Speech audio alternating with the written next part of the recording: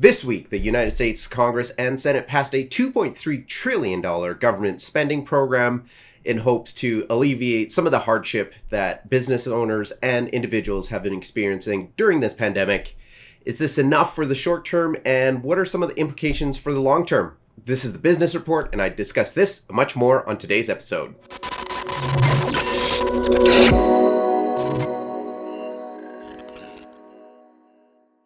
Hello, wonderful people out there on the interweb. My name is Chris, and welcome to the first episode of the Business Report. Before I dive deep into the topic today, don't forget to subscribe to the channel and hit the like button. Every single bit helps. And really, this is the first episode, and I just want to quickly say the reason why I started this channel was because I just love everything business. I love finance, and I thought, why not create a channel to talk about my two favorite things? So without further ado, let's dive deep into the topic. This week, the US government passed a behemoth of a spending bill. 2.3 trillion, and that's 1.4 trillion to keep the government lights on, an additional 900 billion COVID relief related items. Now, they also passed a bit of a stopgap to ensure that there is money available to keep the government lights on between now and when this bill gets passed. Now, I have to say the details of the spending bill was significant. 5,500 pages, which is double what the previous longest bill was. And I really don't understand with these politicians. Clearly, there wasn't enough time for them to comb through line by line of this 5,000 plus page document. So no wonder there's always back and forth and disagreements at the end of the day before these things actually get passed. Now, I won't bore you with all the details, but I will say the House of Representatives did come up with a summary report, which I've based a lot of the information I've gotten for this video. Now, first off, if you're going to do some of your own research, this bill has been coined HR 133, or they've also called it the Consolidated Appropriations Act of 2021. Now, this document is broken down into health-related funding, education-related funding, individual, business, and of course some tax relief bills. So if you've got a couple hours on hand, I highly recommend you go and look at that document. But on a very high level, we have $73 billion towards the Department of Health and Human Services. And of course, that breaks down to things like the CDC, childcare, preventative treatments, which is important, contact tracing, things like that is what's included in this $73 billion. It's a big chunk of this spending bill. Now, one of the things I always say that more governments need to spend their focus on, even us here in Canada, is allocation of funding to deal with the mental health ramifications and substance abuse that has just skyrocketed since COVID started. Now, don't get me wrong, these items has always been an issue in our society, and we should continue funding for this. But of course, with the COVID pandemic, especially in Canada, we've seen a massive spike in substance abuse and mental health, and I'm assuming it's pretty much the same in the US as well. So it's good to see that the government has allocated significant spending to address some of these issues. The other thing that I liked, and one that I've mentioned a lot in discussions with other people, is what are the potential long-term effects of this pandemic or the coronavirus on the health of individuals who've recovered? We don't know. This virus is still new. We're still learning a lot. Now we're hearing that there's a mutated strain in the UK. How are we going to deal with that? And so I feel that there needs to be some funding allocated to research some of the long-term effects of the COVID virus on not only society, but also the physical health of people. And we won't know till it's a few years down the road if this thing has any long-term effects. So I think it's smart that governments are allocating a little bit of funding towards that right now. And really, the best case scenario is that nothing comes out, and this is just like the flu where we just have to fight it every year. But if there is some long-term effects, it's probably better that we look at it now instead of waiting till things get bad in the long term with this, and then we deal with it. For students, there's some good news. We've got they've allocated $27 billion of higher education emergency relief fund, and this will be distributed to all the post-secondary schools based on headcount and full-time enrollment. Now, moving on to the section that are more applicable for the short term here is the relief for individuals and businesses. This is where the $900 billion in extra funding in the spending bill was put in place to try to cover some of that. So the first thing I want to cover is the extension of the Pandemic Unemployment Assistance, and that's the PUA, the PUA.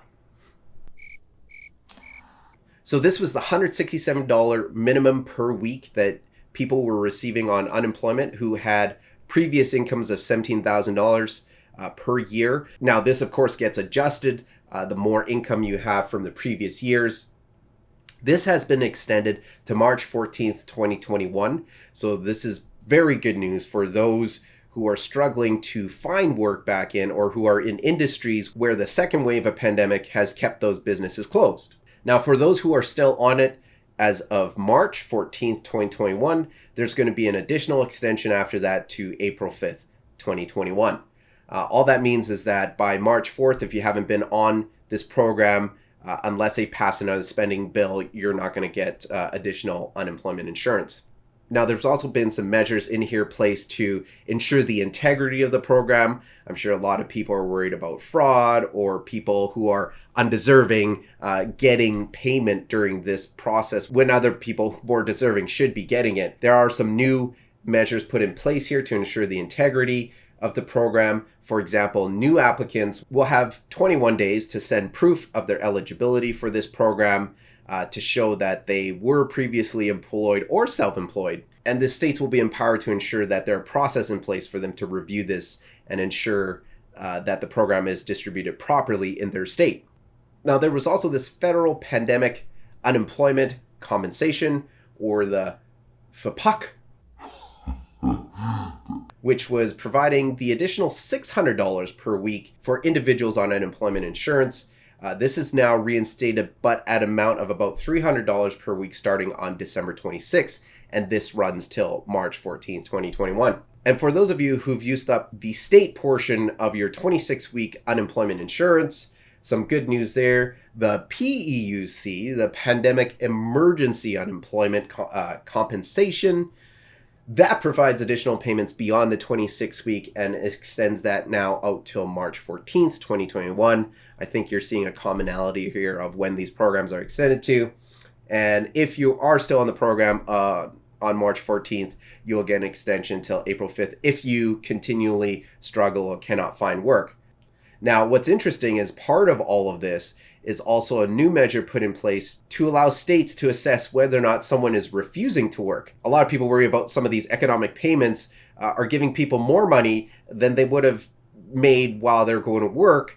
And so one of the measures they put into this bill is giving employers and states the power to look into whether or not someone is legitimately refusing work and choosing to take payment. Now, not getting into the politics or the philosophies or the economic philosophies behind that, but for those worried about people abusing the program or businesses who are worried about not being able to hire workers back because they're making more on the aid, it looks like there's some measures in place to prevent that. So one of the biggest items being covered that affects most Americans is the stimulus check that comes in a form of an advance payment of your tax filings, and it's more of a tax credit. And so the latest relief bill sets it at about $600, and this is based on individuals with up to $75,000 in income. It is also for married couples who are filing jointly on their 2019 taxes. It's about $1,200, and children within your household, $600 as well. So of course, the higher income you make, the less you'll get from the stimulus check, which makes sense. And it looks like the thresholds are about individuals making $87,000 or more income won't receive it, or couples who are jointly filed over $174,000 in household incomes won't get it as well. Now, because this is called the business report, I didn't want to leave out, obviously, the small businesses. So there's some items in this bill that extends the current PPP that has been set aside for a small business and is handled by the Small Business Administration at the federal level. The Paycheck Protection Program was first introduced to really incentivize employers to go get these very low interest rate loans with a lot of forgiveness to essentially keep their workers on their payroll. And the loans were distributed by financial institutions, with any default in loans covered by the Small Business Administration through their loan forgiveness measures tied to this program. Now, the PPP was closed on August 8th of 2020. With this new bill, there's an extension on it that goes into March 31st of 2021. So for businesses who are still struggling and hardest hit businesses, you can take this, what they call the second draw of the PPP. So even though you've got your first one, you do have to use up that first one first, and then you can go apply now for a second draw. So much needed help from a loan standpoint for businesses. Now, again, I'm not going to argue on this video or debate on this video about the merits of that and what that means in the short term, but we'll talk about that, the potential long-term effects down the road. Now, in order to receive this second draw on the loan, you do have to show that you've had at least a 25% drop in your revenue or your gross receipts. And this was based on either the first, second, or third quarter compared to the year before. Or if you're applying for the new draw, you can take into consideration your fourth quarter financials. And as long as you have had at least a 25% drop in revenue, you'd be eligible for this program amongst other criteria. Now, good news for air carriers, as we all know, because of restricted travel, a lot of air carriers have seen a massive drop. Even here in Canada, a lot of our domestic air carriers are struggling to keep operation opens, and they've had to cut back their flight schedules. Similar to the US, even a much bigger industry taking a bigger hit. $15 billion has been set aside in this program to address the air carriers. Now, again, they do have certain parameters before they can use this $15 billion, including things like employees who are brought back must have back pay reinstated, and they can't have benefits cut. And the companies have to try their best to not also cut any pay. And so this measure is really to prop those companies up. So that's the new spending bill in a nutshell. There are significantly more items that I did not cover. Of course, I didn't want this to be a 3-hour video. I'll put the link down below that shows the PDF that I downloaded from the House of Representatives that did a really good job to highlight some of these measures. Now, to wrap up this video, I do want to talk a little bit about, the short-term and long-term ramifications of the programs on businesses, because we're dealing with that here in Canada as well. Governments are spending a tremendous amount, and let's be honest, it's the taxpayers. We're spending a tremendous amount of money on these programs, which we are going to be on the hook for because you got to pay these loans back. Now, in the US, I would say it's a little different. They seem to just hit the print button for money all the time. But really, at this point, all governments are doing the same. They are just printing more and more money just to cover these expenses. And the question comes, what if we don't cover these expenses? And that's the problem with this global pandemic. It's literally shut down economies. And, we can argue the merits of what government should have done early on. I mean, hindsight's 2020, but we can't go back in time. So we have to really take a look at what's happening now. And we do have a lot of business owners whose livelihoods have been affected, and many are closing down, and they may never open back up. So the question is how much are we willing to put in to keep these businesses open?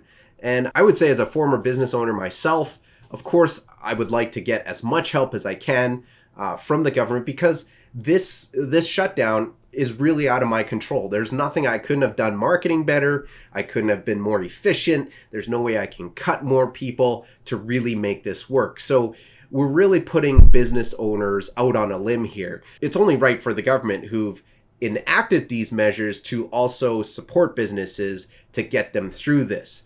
Now, the long-term ramifications, of course, is that the interest payments on these loans that the governments are taking are going to catch up to us sooner or later, to a point where it could potentially cost us more to service the loan than run a social economic program in itself. And how are we going to deal with that? Of course, depending on what political spectrum you are, everybody has their own ways of dealing with it. I guess what I'm trying to address here is that sooner or later, we're going to have to deal with it. And how we deal with it is to be seen down the road. And that may eventually hamper how we even operate in the normal year without a pandemic. At the same time, it doesn't look like these viruses are going away. The UK is already dealing with a mutated strain that pharmaceutical companies are rushing to try to see if the current vaccine works. So at the end of the day, we have to adapt to these changes. There are actually businesses right now that are flourishing during COVID. Now, while there are businesses that are shutting down and unable to keep the lights on, there's also another group of businesses that either have pivoted from the shutdown measures or their business themselves just lends really well to this type of economic situation, and they've been flourishing. And part of me thinks that we should be focusing on more of those businesses that are flourishing during this time to see how we can expand that and really create an economy that is more resilient for the future. Because let's be honest, more viruses are going to come. There are issues out there that are out of our control, and if we don't build a more resilient economy, we're not going to be able to get through it in the future. One last thing, as of me recording this video, President Trump has already said that it looks like he will sign it, but he has some issues of the stimulus, especially for the household one where it was $600 wasn't enough. He feels it should be $2,000, $3,000. Of course, the Democrats are in full agreement with him. The Republican Senate majority is not in agreement with him. So we'll see how this plays out. It looks like it will nonetheless get signed, but it seems like the president just kind of threw it out there that he feels there should be a lot more money for American households as they go through this hard time. So that's it, guys, for this video. Don't forget to hit the subscribe button. Don't forget to hit the like. Every little bit helps this video. And drop me a comment. I want to hear from you about what your country's doing during this global pandemic. Your thoughts on whether your government has done it right or wrong. But at the end of the day, don't forget to focus on shopping local. A lot of local businesses are suffering. And I know my family and I are trying our best to buy more from local and support more of the local economy because they need us the most right now. So catch you guys next time on The Business Report.